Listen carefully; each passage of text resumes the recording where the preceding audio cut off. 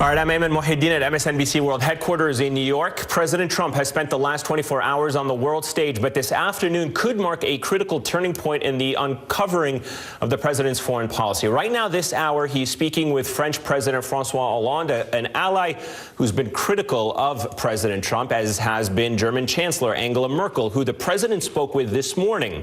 On Friday, both Hollande and Merkel called on the EU to unite against Trump over trade, his pro-Brexit views, and his commitment to NATO. They also stressed finding common ground between the countries. Sandwiched in between those phone calls today, the president's first discussion as president with Vladimir Putin. Joining me now from Paris is Christopher Dickey, MSNBC contributor and world news editor at The Daily Beast. Christopher, great to have you with us.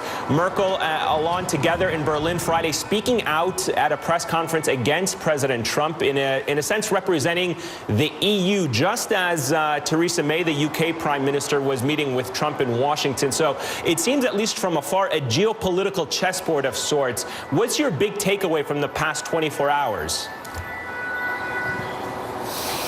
Well, I think that the biggest concern is about NATO. There'll be issues over trade. There'll be issues over Brexit. Obviously, Theresa May is taking one position, and Merkel and Hollande are taking another. But NATO is a question that they're all united on. They don't want to see the credibility of NATO undermined. They understand perfectly well that if you have a situation where Donald Trump is saying, maybe we'll support NATO, maybe we won't, maybe we'll support the Baltic states if Russia screws around with them, maybe we won't. All that is completely unacceptable to Europe, and all of these European leaders, including Theresa May from Britain, are pushing back against that. Let me ask you about this, Chris. Obviously, the biggest decision here in the U.S. the past 24 hours has been that ban on refugees and others coming into the U.S. How is all of that playing out in the European Union, in France, in countries like Germany, where some have been sympathetic to the refugees, or at least the chancellor has been, but has also been taking heat for accepting so many refugees? Well, you know, look, the refugee issue is a lot more complicated here in Europe than it is in the United States, because there are so many refugees here and there are really so few in the United States. I mean, I think truly this whole thing with the way Trump is addressing the world, where he acts as if everything he does is starting from square one, is something that the Europeans really don't understand. So, for instance, on the refugee question and the terror question, he's acting as if nothing was ever done about terrorism by the United States until he came into office. And now he's going to address terrorism by banning all these Muslims from all these countries for some determined or indeterminate amount of time. Everybody who deals with terrorism in Europe understands perfectly well that this plays right into the hands of the so-called Islamic State and of radicals around the Muslim world, because this is a fulfillment of their prophecies. This is exactly what they said would happen. This also, even the pitting of Christians against Muslims in the rhetoric of Donald Trump plays exactly into the rhetoric of Al-Qaeda and the so-called Islamic State. All of this Allah is answering their prayers when Chris, they hear this from Donald Trump. Let me tap and everybody who fights against terrorism in Europe understands that perfectly well.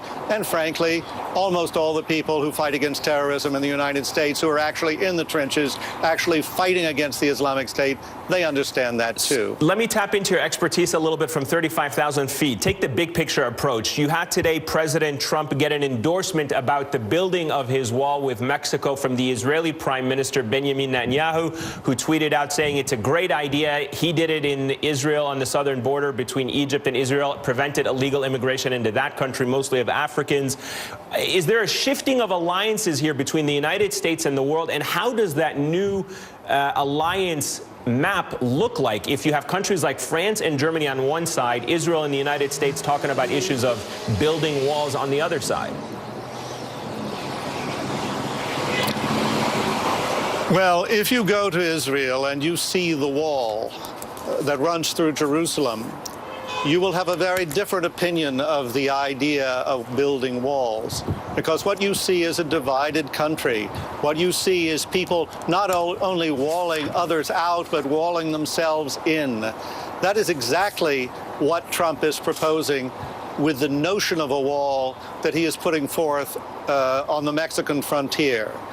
Probably it won't be a wall at the end of the day. Probably he will give up on that promise like he'll give up on many other promises and then lie about it and say that he never made the promise in the first place, which we've often heard from him before. But if he builds that wall along the southern frontier, then what's going to happen? We're going to start to see problems on the Canadian frontier. You know, Canada has a very open immigration policy. If we're worried about Muslims, gosh, there are a lot of them going to Canada now.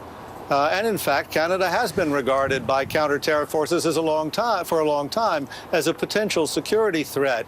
Now, that's a very, very, very long border. Are we going to build a wall there, too? Christopher, I don't know, Mr. President. Christopher Dickey, you tell us. Christopher Dickey, we can talk about this for hours. Unfortunately, though, they only gave me 60 minutes today, so we're going to have to leave it at that. World News editor for the Daily Beast, Chris Dickey, always a pleasure to get your insights.